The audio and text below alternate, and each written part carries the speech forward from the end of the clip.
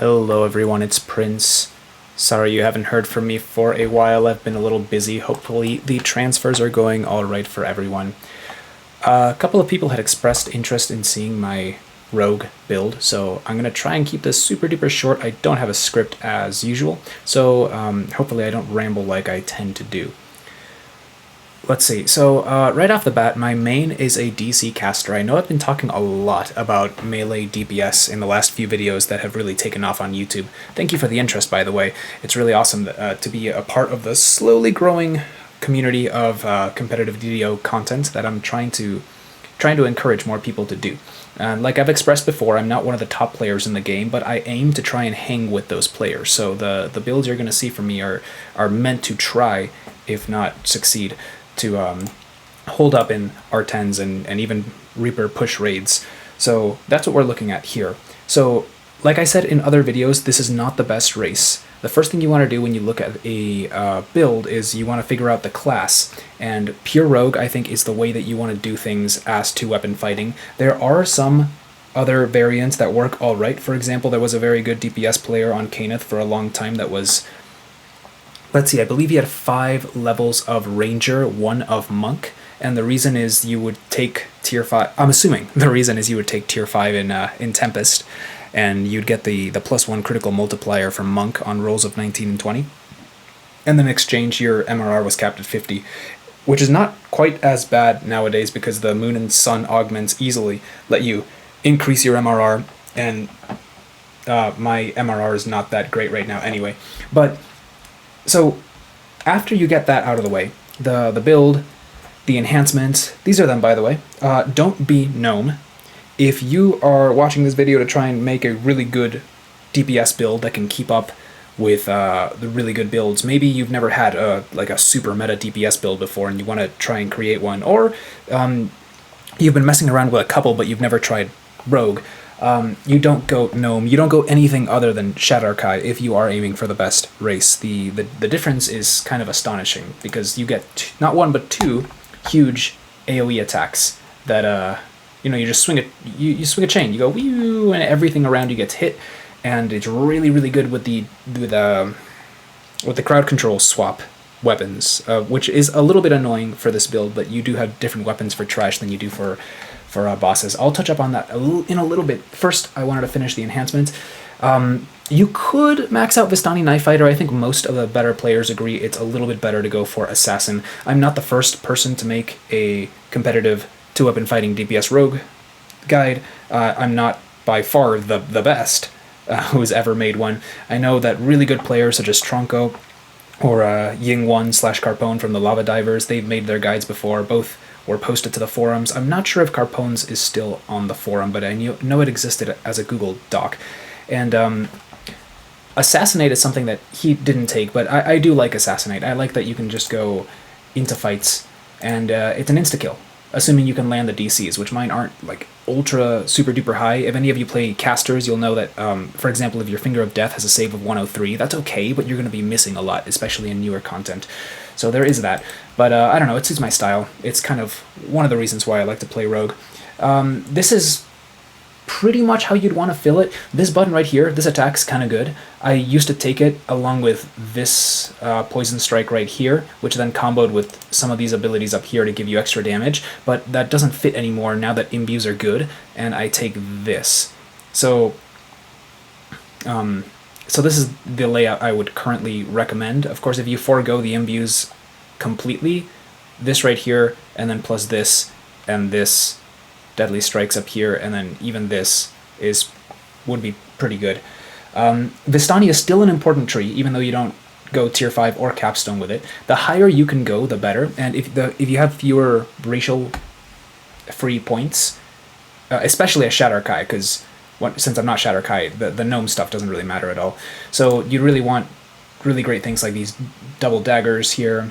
Extra double strike up here is fantastic. You get the +1 W here. Those are really important things from Vistani. And of course, early on in the tree, haste boost is incredible. No other way to get it very easily that I can think of. And of course, this button is really incredible, giving you almost standing plus 20% double strike because of how quickly this regenerates. And it does make part of the build more new player friendly. Like without many past lives, it's really hard to hit really relevant double strike numbers. But with Rapid Slash, in the gear that I'm in, I'm sitting at 86% double strike, so that means that plus 20, I'm basically at 100%, except in the few seconds after this runs out and before I reapply it. But can I apply it here? Yeah, I can. So 10 seconds, and oh, but I didn't hit anything, so it didn't proc. So we're not able to see it, but I don't want this to take too long like I was expressing. You go Horizon Walker because you want the trance. This is the best trance because it scales off your dex, and your dex can get really high. You can get much higher than this if you're a better player. But also, it can be buffed. You know, I have Tensor Scrolls right here just for that. Of course, it goes higher in Reaper. My Reaper trees might be higher than some of yours. They might be quite a bit lower than some other of yours. But generally with Reaper trees, I mean, this applies to everything. If you're DPS, you want this thing right here to increase your double strike. Less important on this build, remember, because of Rapid Slash. But if you don't have that, that's really important, because if you get to at least 70% double strike, this completes you to 100% for just that little bit in Reaper. But then this tree is the most important, the Grim Barricade tree over here on the right, because that's where all of your defenses come from, and I've almost got it filled over here to give me an extra dodge cap, which will be quite fire, because dodge cap is what's currently capping my dodge. For other builds, it'll be your max dex bonus. I have no problem with max dex bonus on Rogue. I don't suspect anyone would. It's the actual true dodge cap that caps at 30 that's the real problem. So 33 max dodge is what we're looking at in Reaper mode. Let's see, anything else in terms of enhancements? A little bit of run speed. 20 rogues, that's 20% faster speed, and that's about it. So you take Thief Acrobat for the speed, you take Horizon Walker for the trance, you take Assassin because it's your main tree, and you take Vistani Knife Fighter because it has so many good things. You take as much of it as you can. If you're not playing Shadow Archive for some reason because you're crazy like me, then you take a bunch in Vistani Knife Fighter. If you do run Shatterkai, you have to sacrifice and take from Vistani because Shatterkai is just that good. And I'm going to put on the screen here a shot of the budget enhancements that I would take if I were just a build that has nothing but 80 enhancement points. That's exactly what I would follow. So you can do that and then just copy what makes sense from the enhancements that I've shown here. Outside of enhancements, feats. So I'm going to put up some pictures right here of the feats that are basically mandatory on all melee builds. Power attack and precision, you never take them both because they're mutually exclusive, but you always take one or the other. I always take power attack on two-handed fighting builds, but I really like precision. Power attack is about adding damage. Precision is more about conserving it, is how I think about it, because against enemies with really high fortification or really high armor class, it helps you hit more, it helps you crit more. But outside of that list, there's a little bit of flexibility in feats. So I'm also going to put up exactly what my feat list was, so you can copy that exactly, but what a lot of guides don't show you is like how important some of those feats are. So I have highlighted, let me see, what did I highlight? I highlighted the, in red, the feats that are absolutely mandatory, other than like you would switch them. Like no matter what melee DPS build you're choosing, these feats are going to go in it. Of course, the obvious exceptions are like if two-weapon fighting is single-weapon fighting, or if you're a two-handed fighter, then you take that line instead. Hopefully that's clear and obvious, but you're going to take the line no matter what. At level 6, it's usually level 6, you can mess around with this a little bit. You could take precision or power attack, like I mentioned before. I like power attack on two-handed fighting builds. I usually like precision on everything else, but some players do take power attack on single-weapon fighters, two-weapon fighters as well. I've seen it happen. You take the perfect version of those. You always take overwhelming critical. You always take improved critical. Scion of Arborea, I talked about in other... Is it Arborea or Arborea? I never remember, but you can also take Scion of the Ethereal Plane. I've seen really good players take both. This build, I go for Arborea because it's a little shorter on melee power than it is on sneak attack dice. So we see right here, 279 melee power. Yeah, that's not great. So it would be worse if I lost 15 of that. 15 because Arborea gives 20 and Scion of Ethereal Plane gives 5.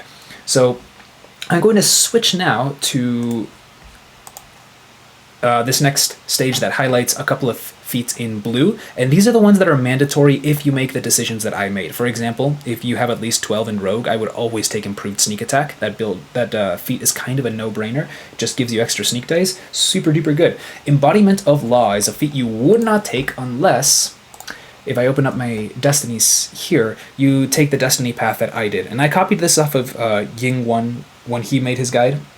This is what it looked like. It was in Divine Crusader. You can go tier 5 in Shadow Dancer. I also think you can go tier 5 in Legendary Dreadnought. I haven't seen anyone do it, even the really good players. I know that Tronco did take tier 5 in Shadow Dancer, and he said tier 5 of Shadow Dancer sucks. But basically the idea was like, you don't have the luxury of really good trees with Rogue. So I did go with Divine Crusader. My epic strike is Crusade, or Consecration. The Crusade is the name of the damage buff you apply to it. And I know that Carpone had taken some tactic feats to help it. No, sorry, where is it? Cower enemies with your Consecration. I didn't even bother with that. You totally could try.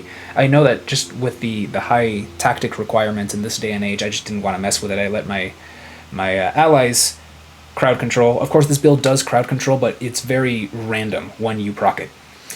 So this is also the tree that has my mantle, because remember, when it comes to Epic Destinies, I'd say the things that you want to focus on the most is which tree are you going to get your strike from, and for me that's Consecration. Which tree are you going to get your mantle from?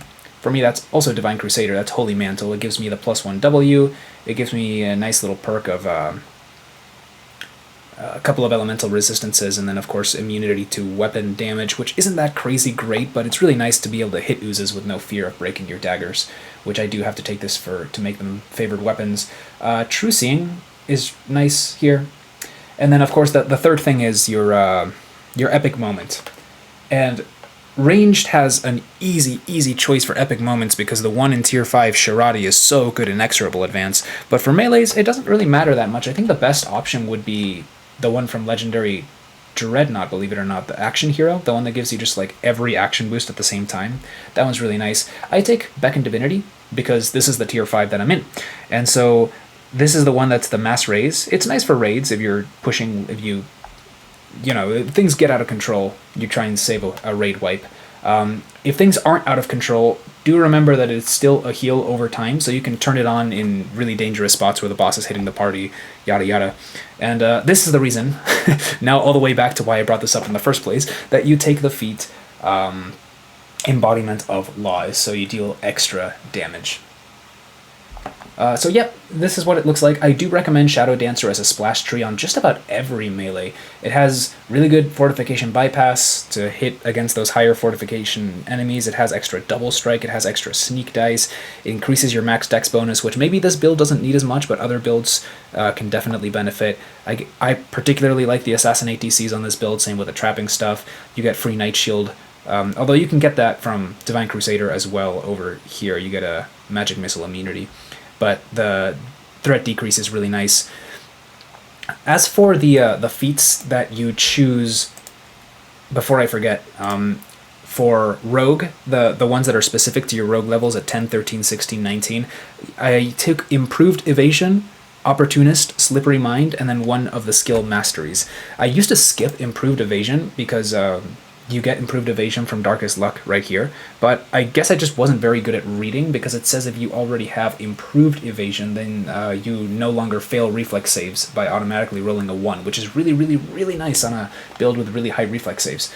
So I don't know what I was doing. You definitely take Improved Evasion. And then go down here. Legendary Dreadnought, I think, is the next best tree. I don't know. I don't know if it's worth messing around with Fury of the Wild. It has a really good epic strike as well. That name escapes me. Something about being fast. Quick Cutter? Quick Cutter. This one just works just fine for me.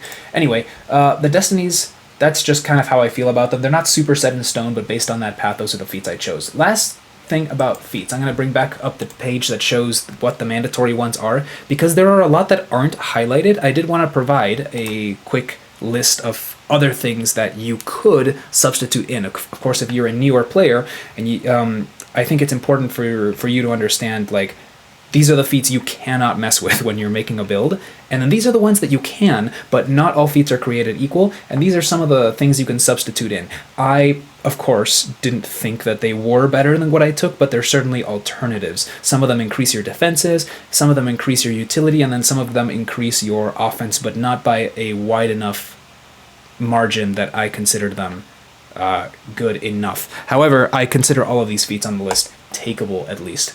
They're under parentheses. Sometimes there's an explanation as to why, like Nimble Fingers combos with something in Shadow Dancer, Power Critical combos with something in Divine Crusader, and if it didn't do that, I wouldn't consider Power Critical an alternative. I still didn't take it.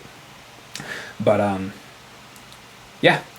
So that's how it goes. Now, onto the gear. I'm going to show you my gear really, really quickly, and this is going to wrap up the video. So here we go. Currently, since Isle of Dread came out, the meta is you want to max out all of your profane and artifact bonuses. And that's different to how things were previous to Isle of Dread, where even though there were profane bonuses from Ravenloft, they wouldn't fit with other gear pieces, and therefore you would only go for artifact bonuses. So there are different ways to do that. Of course, artifact bonuses are usually 3-piece sets. They come from Vecna, they come from Isle of Dread, they come from Sharn, they come from Feywild. Well, Feywild is a little bit different. They're not 3-piece sets.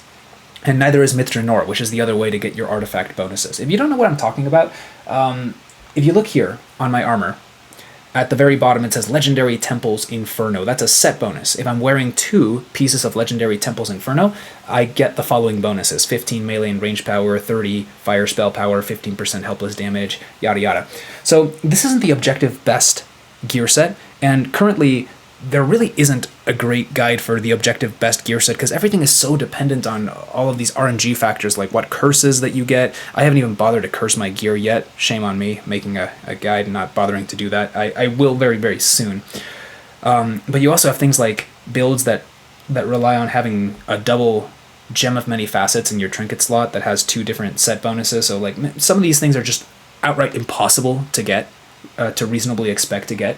And so the age of the best gear set that could be argued for is kind of over, sadly. But that means there's a big variety and things that kind of get pretty close. And so this is what I chose to go for. So how did I choose to solve the artifact and profane bonus? I chose to mostly go with Mithra Nor stuff, solar and lunar slots. However, I really, really, really like this set from a really long time ago. From Lord of Blades and Master Artificer raids come the Tinkerer set, the Tyrannical Tinkerer, because it gives me an artifact bonus to open, lock, and disable device. And that's really cool. When you're not an intelligence build, your disable cannot get that high. So if I go to skills, I'm sitting at 73, but with a couple of gear swaps, like to my Tiara of Madness and to this ring over here, I get to 106. I believe the highest that I've needed in low Reaper Skull Vision of Destruction, I think you want to hit 113. And here I'm kind of in the realm of like, with a Bard buff, I might just get there. So that was kind of the thought process there. What else? Wait a second. Oh, I have my Sapphire of Greater Heroism on the hat that I swap off. I probably need to fix that. Okay, anyway, I'm so sorry. Back to the gear. I'm going to try my best to time stamp this. So, like we said, my artifact bonuses come from a combination of Tyrannical Tinkerer, which gives me my melee power and fortification bypass. These are not optional. You need these set bonus. Additionally, you need the one to double strike, which I get from a Sun Augment. I get from this very hat right here. That is also not optional. You won't hit a high enough double strike without that. But those are really the 3 things you really, really want to have as artifact bonuses. Or maybe there are 4. There is double strike, melee power, fortification bypass, and your stat, which is the least important of the 4, but I still think it's like close to mandatory, and I get that from the set augment bonus Cunning Impact. Those are the set augments are the things that you crunch from raid items. They go into 3 different items. I have them in 3 items, and therefore I get +3 artifact to dexterity. So that's the explanation for Tinkerer's Gloves and Tinkerer's Goggles. So they respectively give me Insightful and Quality Deception and Seeker, which are things that I'm trying to fill out. Because every time I try and fill out a gear set, I'm looking at something like what I'm going to put on the screen right now, which is like a list of all of the stats that I want to hit. The offensive ones on the left side and the defensive ones on the right side. And of course, the offensive ones are a little bit more important when we're talking about DPS that is trying to provide meaningful damage to a raid. And then at the very bottom of the right side, you have some like little checkmark things. Does your build have Kenneth Combat Infusion? Does it have Relentless Fury? Does it have Dripping with Magma? Does it have that acid dot? Yada yada. And so what it looks like when I fully fill it out, I don't have one fully filled out for you, but I can give you the example here is I'll list like, okay, for Dexterity, I have my Enhancement coming from my Trinket, my Insightful coming from my Boots, my Quality coming from my Gloves, Profane from Belt, Artifact from the Augment set, and then I will go and do that for all of the stats, and this really helps me kind of tune things toward what the best gear set can be provided. And there are going to be some sacrifices that you have to make. I'm not going to end up with all of these things, but Seeker and Deception I really wanted to complete, and so this set helps me do it. Not because of the set bonus, but because of what the items actually provide. Also, Tinkerer's Gloves give Quality Dexterity that's not any smaller than today's Quality Dexterity, the newest content being currently the Hydra Raid and Threatzel, the new from Myth-Draenor.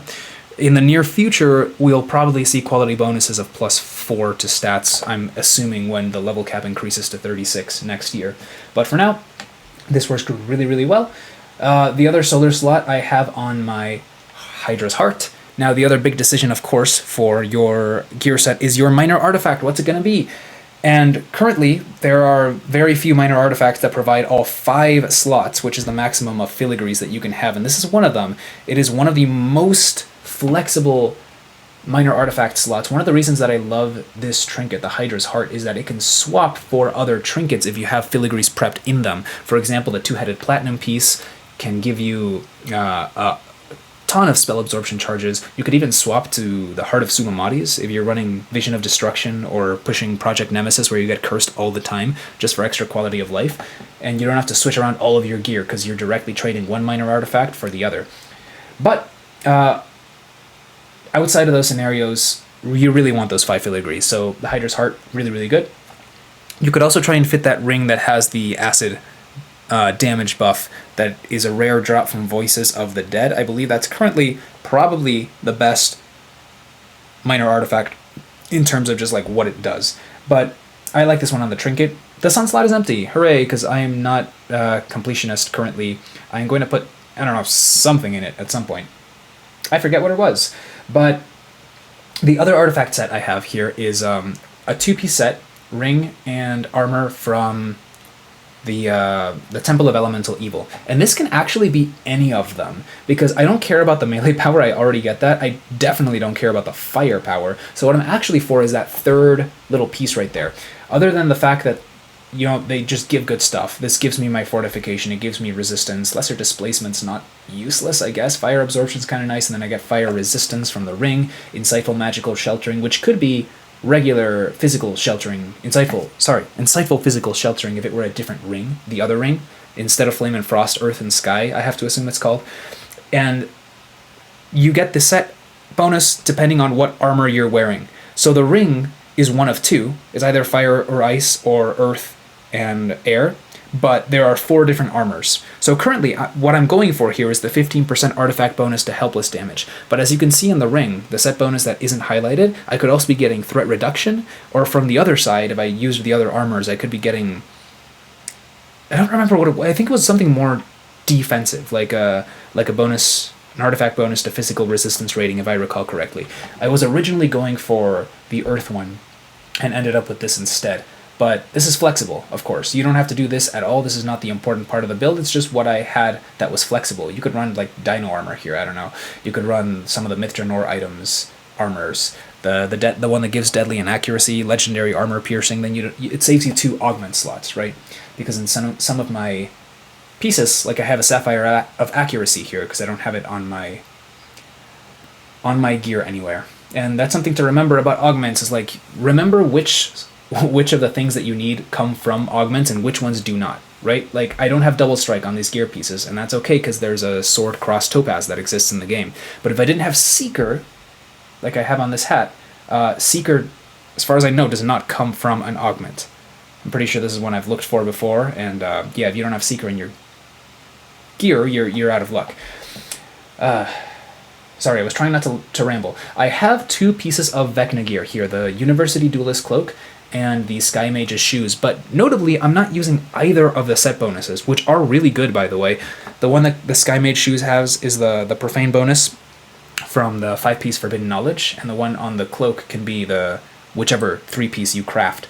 But I just thought the items were so good that I didn't care about the set bonuses for this particular build. I could have done that, but that's not what this gear was about. Instead, I just really wanted all of this really nice stuff that the cloak gives. The quality accuracy, the quality deadly, insightful armor piercing, insightful double strike. Those kind of stats don't grow on trees, so I copped that. And because I didn't need the set bonus, that's where I put the set augment of Cunning Impact, giving me my dexterity. So if you can see the other set bonuses that these items were supposed to have, they're gone. They're erased because you can't have both the normal set bonus of an item and the 3-piece set augment. That is different from the items that have moon and sun slots, and that's what kind of makes these the superior items, in my opinion, is I could put a set bonus augment here and it would not erase the lunar gem of melee power because that's not a set. It's a set bonus being provided by an augment. So that is a really cool way to cheat. Now, I didn't put it on any of those items, the set augment that is. I only have one. I could do more.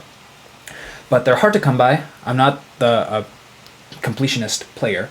And I was a little scared the first time I did it that it wouldn't work the way I thought and it would erase the sun and moon slots. But I've heard from several people that, no, that's not the case. You can put a solar gem and a set augment in the same item and you'll get both, which is really cool. Now let's finish off with all of the sun and moon items. You have the hat. That's where your legendary accuracy, secret armor piercing, and then your melee powers coming from. Really, really good, as well as a solar slot.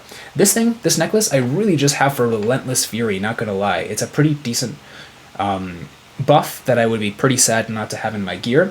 The moon slot is currently empty, so I'm still looking to fill that. So is the Sealed Undeath. It's supposed to have quality constitution there. We already talked about the Hydra's Heart. This belt gives insightful... I took the one that gives insightful intelligence, so I wouldn't have to swap that when I go to trap. It also gives stacking, healing, amplification, profane, well-rounded. Notably, one fewer than the profane bonus you'd get to stats if you had a lunar gem. So if you're trying to hit a really important breakpoint, like 80 for threats old and new, you would still maybe want the lunar gem of Dex. Quality reflex isn't bad. This item comes from killing time, and it's there to fill out my assassinate stuff. And because it doesn't have a set, it's wearing the 3rd Cunning Impact augment. These boots are just really good. Like I said, I removed the set bonus from them, but they still give me insightful dexterity, insightful dodge, diversion, really, really solid. And then the bracers, which fill out my assassinate, the quality, and also the deception, the enhancement bonus to deception, the one that wasn't provided by the Tinkerer stuff. So that's what the gear looks like. I don't have constitution on anything. I basically put them all in augments, but you don't want to skimp on that, right? You want to have your constitution diamond, which mine is a little too small right now. You ideally want the 14. I have the 12. But that's okay, because we're min-maxing DPS here, right? All of the defense comes second. You don't want to ignore it, because you don't want to be a soul stone in really important fights, but it is second. Anyway, I don't think I'm forgetting something about the build. I mean, I could talk about all the swaps. Yeah, let me talk about the swaps and the Filigrees real quick. I'm running so long. Okay, so real quick, my weapons are the Dagger of the Undying Age from Myth Drenor and the Attuned Boned Dagger from Dinosaur Place, Isle of Dread. Sorry.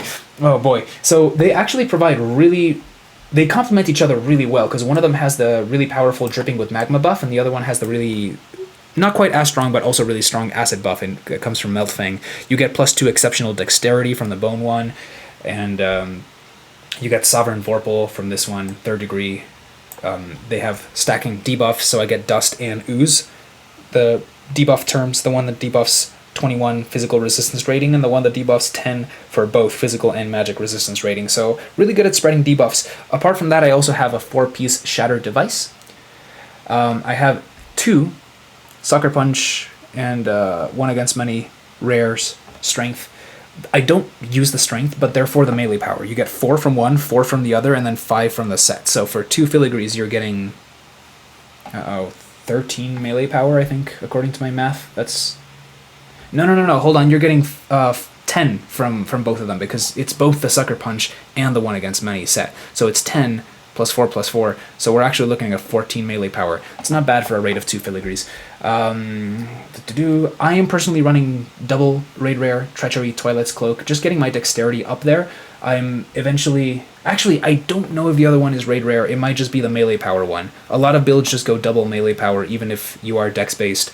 It's kind of up to you. They're pretty close in my eyes. I know some math wizards out there will tell you one is mathematically better than the other, but they're both good, as is the one that gives you minus 50% threat reduction.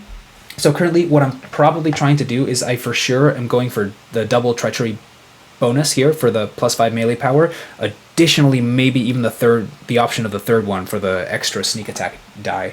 Not the greatest buff in the world, but still definitely takeable. Same with Long Shadow. I believe I have 2 of these. So 5 in one, the weapon, 5 in the artifact, 5 melee power from the set bonus. That's 15 melee power into augments. So that's really, really good. Did I say 14 from these? I cannot math it. So the raid rares here would be giving 18. 5 from each set, and then 4 from each filigree. So 5 plus 5 is 10, 4 plus 4 is 18. So 18 is the rate for this. And for a regular filigree that you can double up on, it's 15. Good grief. Okay, we've got Dreadbringer. I'm running probably just melee power, dexterity. I'm assuming this is a 3-piece.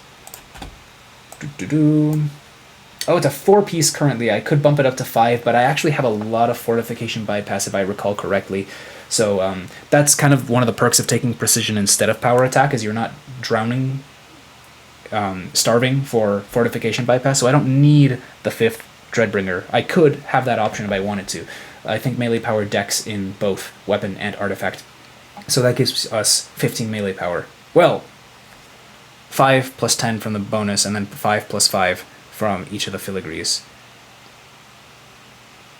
which is 25. Oh my gosh, the math is not flowing today. And of course, the Shatter Device, the reason you take this is multifold, actually. You don't need all 4 pieces, especially if you raid with someone that consistently has 4-piece Shatter Device. The 2 and 3-piece sets are really, really good. 3% double strike and 3 to attack and damage. But I really like debuffing the option of having it when no one else is there.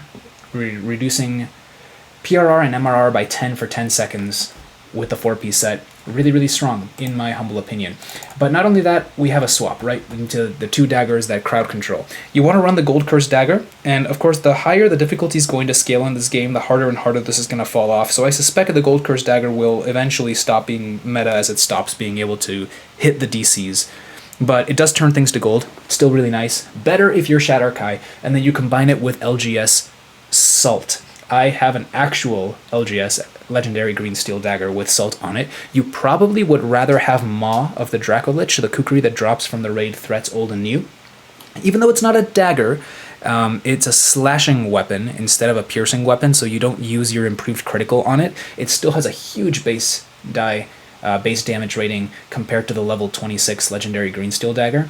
And on top of having Salt, which you would manually put on it, it also has other really good stuff. I think it has like Dripping with Magma, or if it doesn't, it at least has 3rd degree burns and also paralysis, if I'm not mistaken. Although that one doesn't hit quite as often as Gold Curse. You want all the crowd control you can get. And of course, the reason you usually want it is because you're whirling around chains with Shatter Kai. So don't do what I did, kids. Don't go not Shatter Kai, especially not Gnome. But if you do go Gnome, never mind, don't go Gnome. Alright guys, take care.